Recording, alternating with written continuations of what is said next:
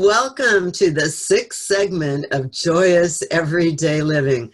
I'm Beth Amin, and I'm here with my dear friend and twin, we'll talk about that later, Patty Teal, and we're hosted by Hub for Humanity. So the basic focus of all these radio shows and all these segments is how to constantly, consistently create a joyous, evolving, happy life.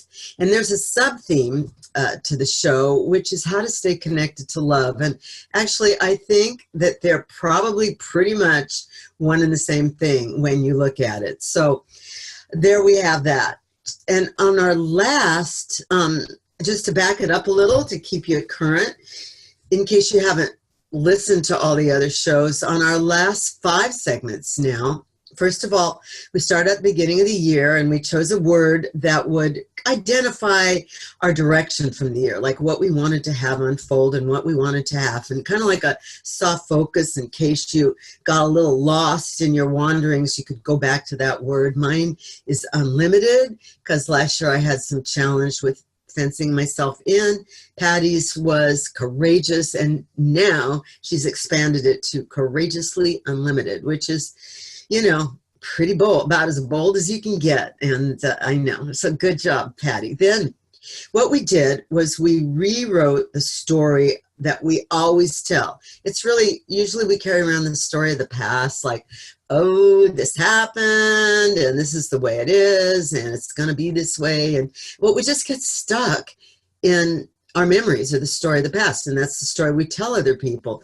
And we have discussed that if you continue telling that story, that's pretty much probably what you are going to keep getting, because we are creative creatures. So we decided to retell our story and write it down to the most positive one, the most dreamy, ideal, yes, this is who I want to be and how I want to live my life version of our personal stories. And then once we did that, we explored a little bit about creative process and all the permutations, because, well, for one thing, even though we are understanding that our basic premise and our basic understanding and our basic essence is joy, and we'll talk about what that is in a little bit, there's still, life is full of permutations. It's up, it's down, it's this way and it's that way, things happen. There's so much to deal with. And when we frame it a bit in creative process, at which, when this is expected, then we have a larger framework, and we understand that it is all in that larger context of the essence of life, which is joy, even though we go through a lot of stuff. So we explored the unknown, what it is to be comfortable with the unknown, creative process, and of course, the personal power that brings, being comfortable with that, which is an aspect of self-love, one of the things we talk about a lot too, as the basis of happiness. So then once we got our fabulous love self and we got all that, our new direction organized, we decided to see what it was like to join with others, to really be in collaboration and union with others, and take our special flavor or our special thread in the tapestry in with others. And then, so last week, once we kind of laid that groundwork, last week, I was thinking, oh my gosh, we really need to see if we actually do have the belief in place that it's possible to create the content of our own lives. Do we have that power? Do our thoughts and feelings actually create the reality that we live in? So we explored that topic, and it's essential really to this whole program and to the personal power of knowing that you can have the life of your dreams. It's possible. So there's our focus, our premise, that life is a joyous, expansive experience. And we want to know, is it possible to honor feeling good more than feeling bad? I mean, that is actually quite an interesting question, and one that we're going to explore a bit today. So given that, I realized that also that we really never talked about what is joy. What is this thing that we're saying that is the essence of all and everything? So I thought it, well, I felt it out. I don't know if I really thought about it, but to me, there's a distinction between joy and happiness. Happiness seems to be more fleeting. It's a response to circumstances like, this memory made me feel happy, or I did that and it made me feel happy. But it's just part of this ever rolling flow of life. But joy is a much deeper thing. It's a much deeper, it's a state, I believe it's a deep state of cosmic connection. And I know that I feel it most when I'm in states of unconditional love and I am released from my cages. Of course, for me, it happens so much through movement, dancing and dancing with others, but I experience it when I'm having my classes with seniors and I see the beauty of their spirits come out, and, we're all in this thing together. I feel it when I'm not getting in the way of my own self-love, and I feel it when I'm loving and accepting others. And I feel it when I'm not in the way of making my dreams come true. So it's kind of an allowing of the stream of life to go through us. It's an allowing of the vital spark of life to just fulfill itself and come alive. And so that is, I hope that the words give a sense of what that beautiful state is. And I just saw this quote from J.D. Salinger, the famous author, and he said, happiness is more like a solid, but joy is a beautiful liquid. So I thought that was a lovely way to put it. It is something like that. So I'm going to pose a little question to you here.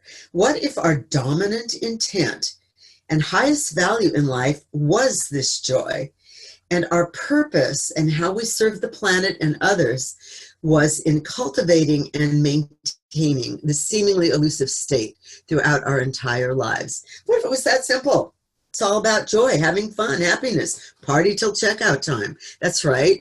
This whole thing is based on my book, Joyous Everyday Living, and its tagline, party till checkout time. So how about that? Can we entertain that thought? So in our cultural story, and in the story that we are told from our families and our tribes and our information and everything, really the constant story is that suffering is honored as a very high form of achievement and really the essence of life. I mean, what do we hear from the beginning? No pain, no gain. Getting old ain't for sissies. Life is hard and then you die. And let's see, life is 10% inspiration and 90% perspiration. Well, obviously you have to be involved in life and really work it. But is suffering and having life be hard its essence? Or is this really just one of the limitations of the mind that we have absorbed in order to have a certain control or in living, what you call it, when embodied fear of the infinite possibility and the infinite creators that we truly are? When you start exploring that, we truly are. So I personally do think that it's a construct of the mind that we learn, and that is not necessarily its essence. So what if this paradigm that we've been taught forever, centuries and all, was a thing of the past? What if our only purpose was to live in joy, and our inner narrative that we speak all the time was only about love towards ourselves and others, even when times get a little bit rough? So I want to explore that a bit. Let's create a different story together. How to choose, be, and live the innate joy that I truly believe and see is our essential nature. And here's how come I believe it and I see it. Over the last really nearly 5 decades, I have worked with thousands of individuals accessing their inner joy through art, celebration, and community. I have seen miracles every single day. So this has been through movement programs, art workshops, the radio shows with Patty, lectures on my book, all kinds of talks and different workshops with every age, every demographic imaginable. I've seen women at risk that I've worked with in art creative projects who are detoxing from serious drugs like heroin, find their innate value and really go like, oh my God, I am worth something. I work often with people with Alzheimer's and dementia who are completely comatose. And through the joy of music and movement, they come out and express their essential natures in a state of connectedness that is just so moving. I've worked with autistic children. I've seen them open up. Veterans, women war veterans with terrible PTSD, who've seen terrible things begin to heal. And also just many regular folk who are dealing with the regular stresses and pace of everyday life. They find themselves in some peace and self-acknowledgement. In my years as a belly dance instructor, I have worked so much with women with body identity challenges, self-esteem issues, bulimia, anorexia, depression. And all this I have seen all these conditions transform with this into joy. All this unlocked spiritual essence or presence, unlocked with just very simple things, a little love, a little encouragement, little music, little art supplies. And so in my heart, I know this is a basic truth. I have seen it thousands of times now with everyone imaginable. So recently, I was asked to give 2 talks at seniors' homes. One was to be on movement and pain management, and the other one was going to be on movement and heart health, 2 slightly different emphases. So I'm going to tell you a little bit about those. So our seniors, not only our seniors, so many in our culture of all ages have become addicted to opiates and pain pills as a way to manage many levels of pains, emotional, physical, spiritual, all kinds of stuff, depression. And so our seniors are certainly no exclusion. They have become, many of them have become addicted with, not so many nice consequences. So besides physical pain and ailments, there's this addiction to the fight and flight hormone that happens that to so many of us because just of this, the way we are living and living in this state of constant fear of what's going to happen and all that.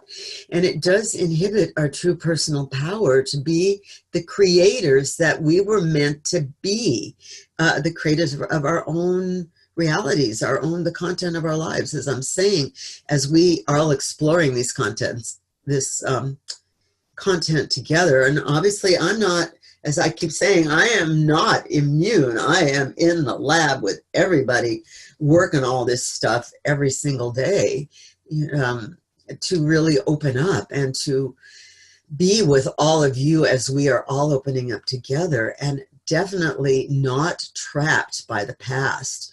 And I do believe that these painkiller addictions, they reflect a cultural addiction that doesn't allow ourselves to really know our own personal power and connection to the best of ourselves, the most expansive, loving part of ourselves, and our true and deep happiness. So we can do this. We can do this together.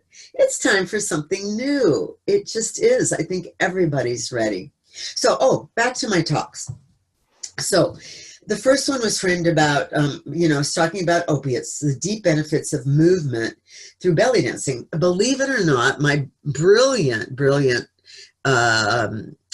director at one of the retirement homes, her name's Jill Hires. I just have to say her name. She's absolutely brilliant and the most innovative thinker that I've ever worked with. And she said, why don't you tell us about how belly dancing has helped so many people? And specifically that art form. So my room was full of 80 and 90-year-olds, and they got their men and women, every walk of life. And I told them the history of belly dancing, and I said, what's your concept of belly dancing? And they all went, sexy, sexy. And I explained to them a little bit about the history, which really had absolutely nothing to do with seduction, and why it has so much power. It really is a very ancient dance of the feminine, and was used as a thing to bind women together in terms of childbirth, community support, and all kinds of things. And it's very ancient and very honoring of the body and earth. It's completely non-masculine and non-feminine. Not that those forms aren't also wonderful, but it's why it's so thorough and non-injurious. So we worked with our hands, which many of my seniors have a challenge with arthritis, and it releases the pain in their hands. That movement actually creates these great feeling hormones that do release pain. And music is scientifically proven to release opiates in your brain. Your own stuff that you can make yourself. It's just crazy. So we got up, we did a full body thing. I have it recorded. We'll play it sometime, head to toe with belly dance moves. There was so much joy in that room, where there had just been all these people just sitting. They were interacting, they were laughing, and it lasted for days. They still talk about it. And so movement and pain, yes. Internal pain, yes. External pain, yes. So that is a very also simple way of creating self-made joy. So then we at the other talk about heart health at a whole different place, and these people were much more in assisted living conditions, lots and lots of wheelchairs, but they still totally responded. We talked about heart health, that movement helps the heart as an organ, as a muscle, because that's just right. That's what exercise does. Even though, I forget, I don't use the E word. It's just like, happy joyous movement. Oh yeah, that's the name of the business I've had the last for umpteen years. I call it joyous movement. I forgot. It's not the E word.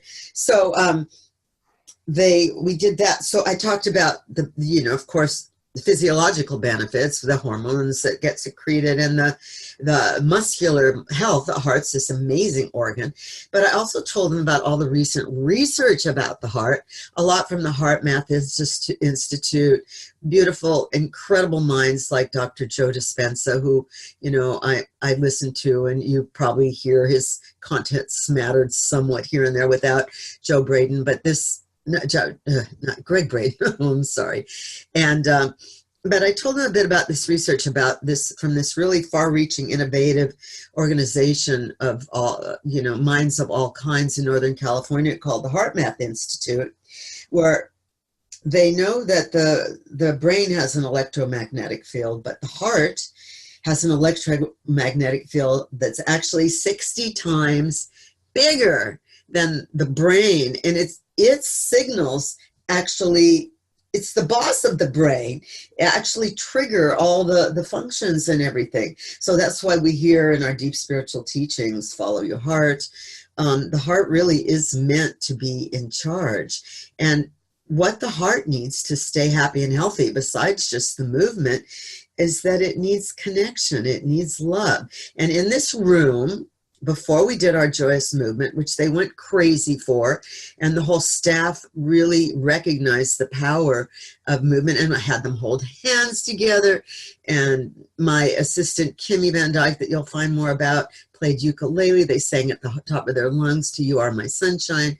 But I asked for the words. I said, so these words trigger the heart, and they move from heart to brain, and they are love, gratitude, compassion, and everyone started calling out these words of love. It was just really the most beautiful things. They were thankfulness, togetherness, grateful, love, happiness, and focusing on these emotions and these conditions create this remarkable state. These things create that depth of innate joy that we're talking about, and that's the theme of so many of our shows. And so much of the healing that goes on in our bodies, minds, and spirits, and so easily accessible.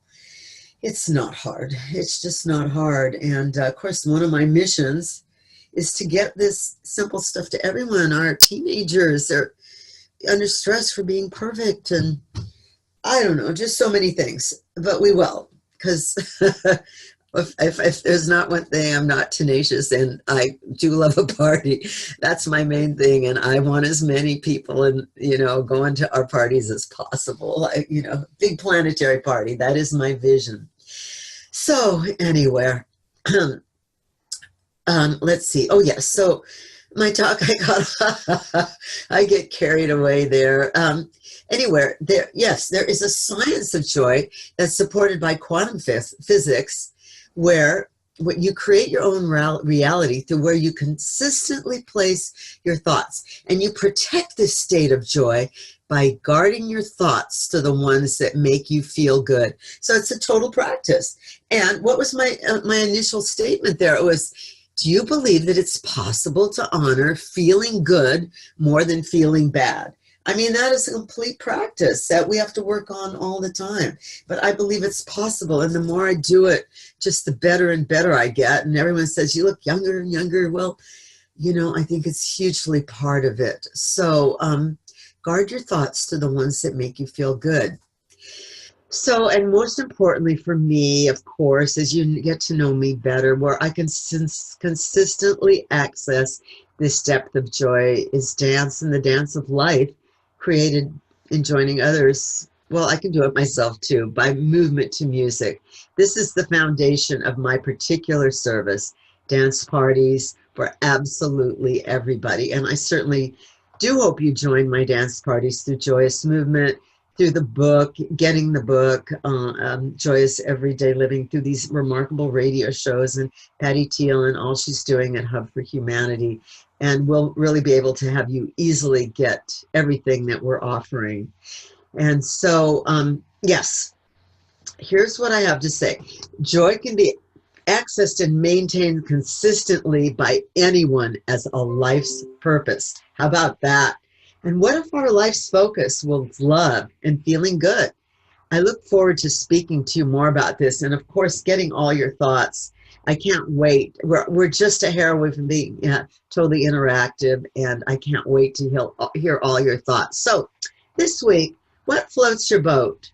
What gives you that deep feeling of shining interconnectedness? Let me know.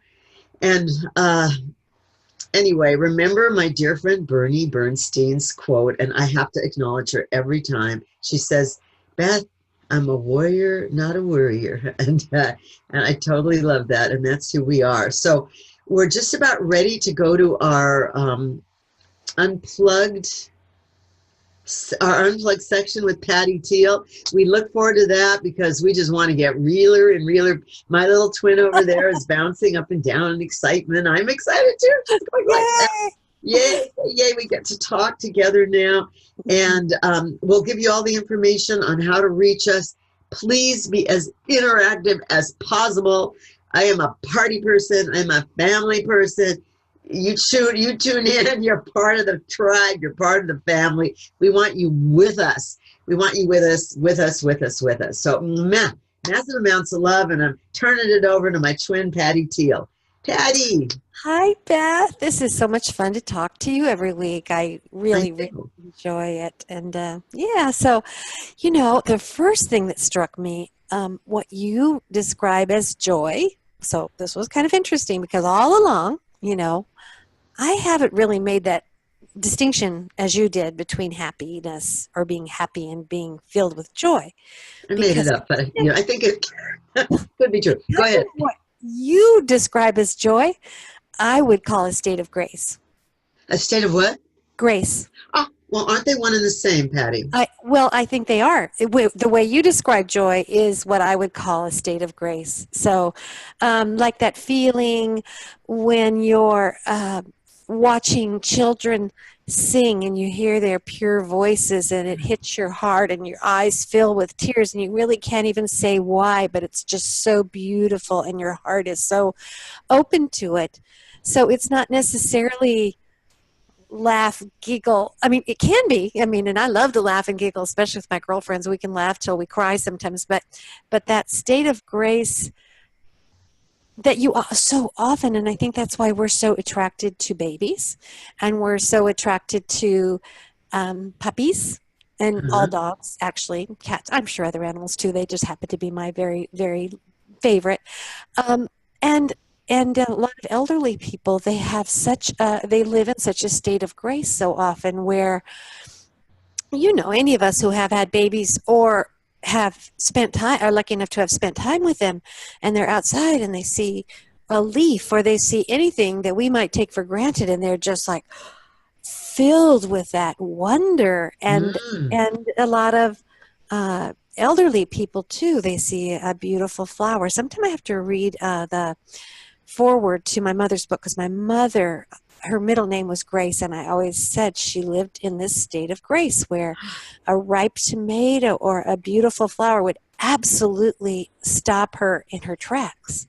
And I think it's a state of deep, deep joy, or deep grace is what I would say. You're just like a one with something so deep and wonderful. The universe, it's a deep state of joy and gratitude and oneness and grace.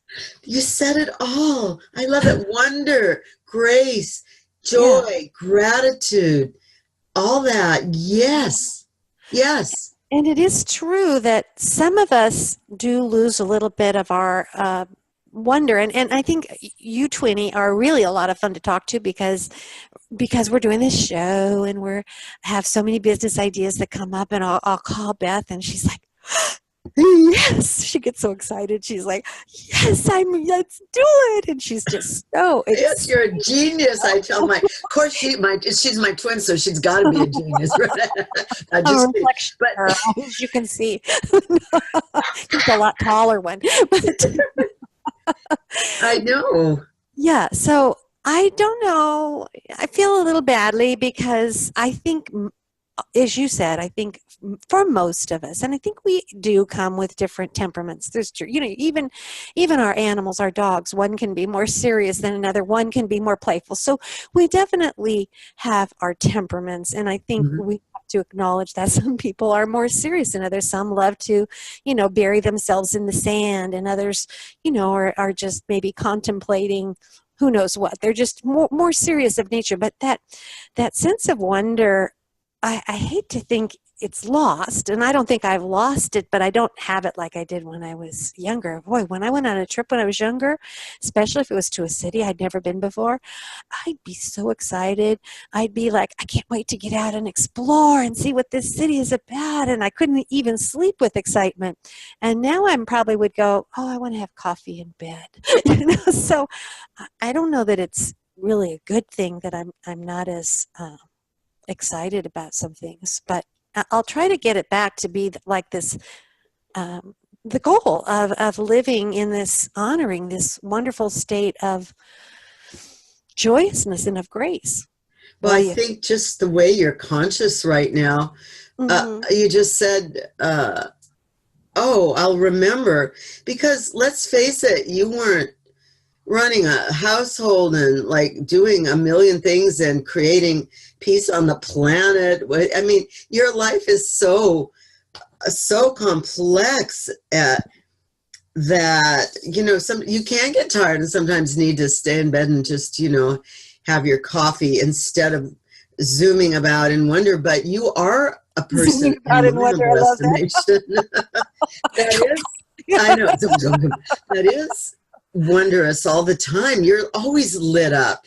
But And we're so attracted to people that have that, and even, as I said, babies, many seniors, not all, but some. You just see it in their eyes, and it's why we so want to be around them, because they have not lost that connection at all. yeah, And when you dance with these seniors, whether they have Alzheimer's or not, and my mother had very severe dementia, and uh, she still had that sense of wonder and grace, so not every moment like she had before, but she never lost that. It was just a wonderful trait of hers. That's inspirational. That's lovely.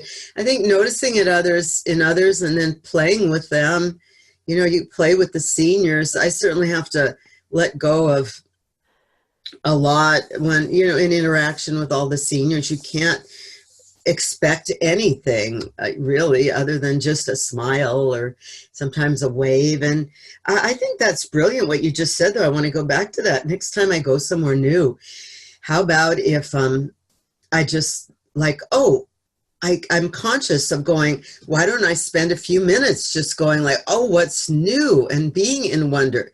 I mean, you can access that back in a heartbeat. To me, look at your face. You always are in a state of, not always, but quite often, in my estimation. Well, I mean, the You're world like, is oh, pretty I'm like, wonderful.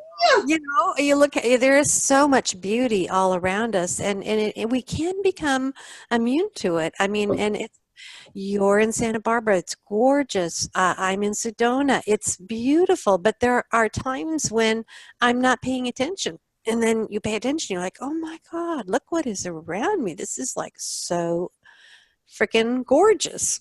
I think it's a practice. I have to train myself every single day to just stop and honor the planet I'm on. And Beth, you've got to do it at least once every day, because otherwise, who are we? We're just like, do, do,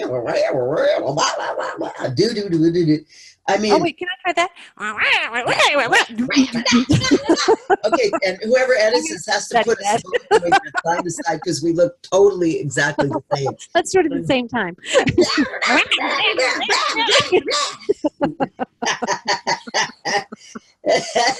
That's pretty funny. Now we need to show what we're wearing on the bottom of our fabulous tops. Oh, but I have to, I'll stick my leg up first. Pajama. Oh, yeah, we both didn't feel like getting all the way dressed today. We didn't plan it, but I because have to go look at the lighting, look at the clouds, look at that sunset, look at that tree. I think it's a practice. And really, why would you do that? Because of the belief of that's what's the most important thing. well, I The like that. That belief. certainly simplifies. We all have goals. We may want, to have our business take off, our job take off, our financial situation improve. There's so many goals that we could have, but an overlying big umbrella over it all could just be Yes. just find the joy, right? Yeah. Just be It's connected. Mm-hmm. Connected to everything. And it's not like you got to go meditate in the Himalayas and be an enlightened being. It's just okay. And I think it probably is good to spend time with these enlightened being, which I'm going to call babies, many elderly people and animals, because they are our enlightened beings. They are just totally happy over the littlest things, and their eyes light up, and to be in their presence is such a gift. And so I think we have to start realizing that they are our enlightened beings. Do you think that is because they're both close to death? They're not death, but they're very close to our unlimited natures. If we come from the eternal, well, that's a philosophical point. Who knows, right? Yeah, But I they're don't know. coming into life and leaving life. So they're not encumbered by the vast middle of doing things in life. And maybe it is definitely a cycle, and the cycle of life, as you're saying. But then I think, in my first career out of college was a special education teacher. Oh, yeah. And I also worked with, developmentally disabled children, not to minimize how big of a struggle that can be for their parents and for themselves. But many of them also had this sense of wonder and just excitement over things. They were not blasé about things. They just were just truly in the moment, truly just soaking up every little thing that brought them joy, many of them. So I don't know what it is. And some people never lose it. Some people, well, I shouldn't say some people never have it, because I think all babies do have it. Yeah. That was one of my questions is, is this real? Is the non-joyous, non-wondering person, is this really who we are? Or is this a manufactured limitation of the human mind, which has learned to be afraid of our unlimited potential and ability to create possibility Oh, that's and quite a sentence. That's really a good one. happiness? I don't I know if wrote you've ever that. been able I to repeat actually that. did not just remember it. I wrote it and I forgot Oh, about it, but I was wow. just No, going like, it I may think be. it's our minds just get overactive and they just limit us. Right. And then you go back to your friend Bernie Bernstein who says, I'm a warrior, not a worrier. We start to fill ourselves with worries. And Yeah. when you're in a state of worry, you can't be in a state of wonder and joy. Huh. They can't, That's negative possibility. It's using your life force to create negative possibility. That's worry. And Mhm. instead of using your life force to be and enjoy and create positive possibility, you know. That being said, because I'm always like going, but what about, Go ahead, do it, Patty, do it. well, if Go. you have something that is weighing heavily on you, Yeah. you can't just ignore it and say, No. just going to be in my joy place. Well, I guess you can at times, but you do, I think, have to take the courageous step to face that. And then once you've done what you can do, then go back to the joy. But I think that's something that I'm dealing with. There's some things that I'll do that tomorrow. I'll do that next week. I'll do that next Yeah. year. And then the worry, it's always underneath the surface because you haven't dealt with something that you need to deal with. And so that's where my courageously unlimited, I need to take care of some things this year that I've kind of Yeah. let slide for a number of years. So maybe we can't every second be in that state of joyousness. Maybe most of the time we can, but maybe when we face those things that we have to have some concentrated, it doesn't have to be dread or horror, but maybe it's hard to be in total joy in some circumstances. Oh my gosh. You're totally right.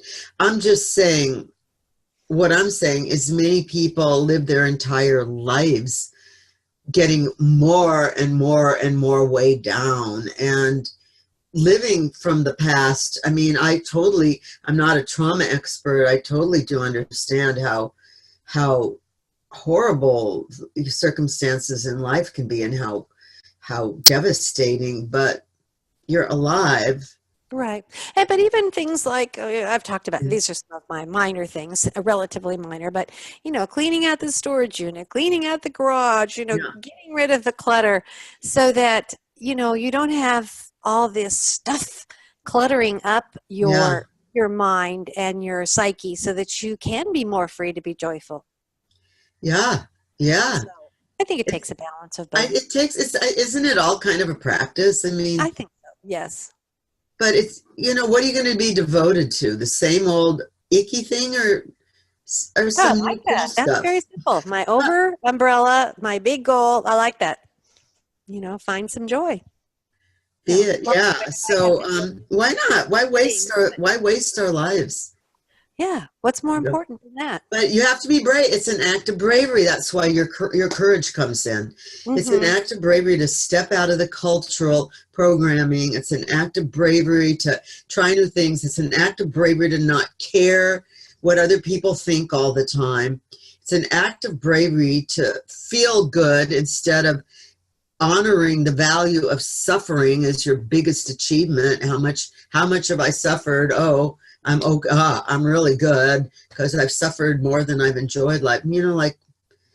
Yeah. We got to turn that stuff around. Let that be the past. Yeah. And if you hang out with someone who is really stuck in their suffering, complaining all the time, and they're a family member, that's a little bit tough to deal with. Don't know exactly how you deal with it in an effective manner. I mean, we can choose our friends, but we may have someone in our life who's suffering and is depressed, and you can try your best to cheer them up. But bottom line, everybody has to be responsible for themselves. Yes, I truly, you said that. I'm glad you said that. Mm-hmm. And we are responsible for ourselves. we are just often on, so we talked about that the last show, we're on automatic pilot so much with our habits that we forget that we're just like these automatons of, you know. Well, Beth, the weekly visitor has arrived. Oh, Oops. See, oh, that's Ollie. your dog? Okay. He jumped up, but Enough of that. he left. You'll probably hear him No, barking in a puppy time. moment It's now. puppy here.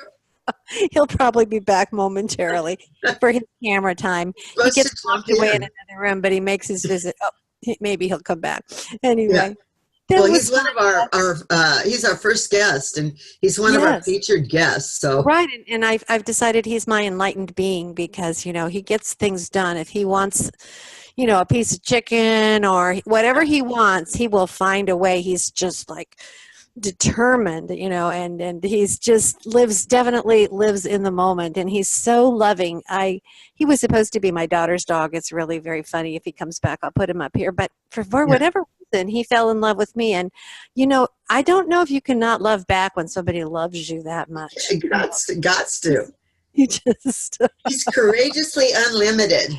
courageously unlimited, and He's our he's he's my our enlightened being that I'm studying. So he's our special guest. yes, yes. Well, I Beth, do hope he comes that back. was fun, and I'm definitely going to keep that in mind. And I want to remind our viewers or listeners that you can listen to past episodes of Beth at hub4humanity.com. That's hub number 4humanity.com. And do start writing to Beth, and we can address your questions and your feedback. We really do want to hear it. If we're driving you crazy, we're sorry. No, we're not. Yeah, we'd like to think we were, but But Beth is really very joyous, and she's real, and she's really fun to be around, and also she offers coaching. Can you tell the listeners about some of the oh coaching? yes, I am beginning to offer personal coaching, and I would be thrilled to have you on board. We can do it of course, we can do it remotely on the phone, and we can do it maybe perhaps in groups of two. But right now, I'm preferring personal coaching, and we really will use my book, Joyous Everyday Living, right there as a framework of creating joy in your own life. So we'll help you create your own personal program, look at the things that are blocking you, and really help you yourself and I'm not doing it, I'm just providing a framework or some inspiration to make, as they say, that life of your dreams. There's the whole system is laid out there, and I would just be thrilled to work with you if you're feeling a little stuck, or you're just like a friend and a compatriot to create in a certain system that's really guaranteed to make you blossom. And I'm here for that. I live for that. So please do contact me at joyousmovement@gmail.com, joyousmovement@gmail.com.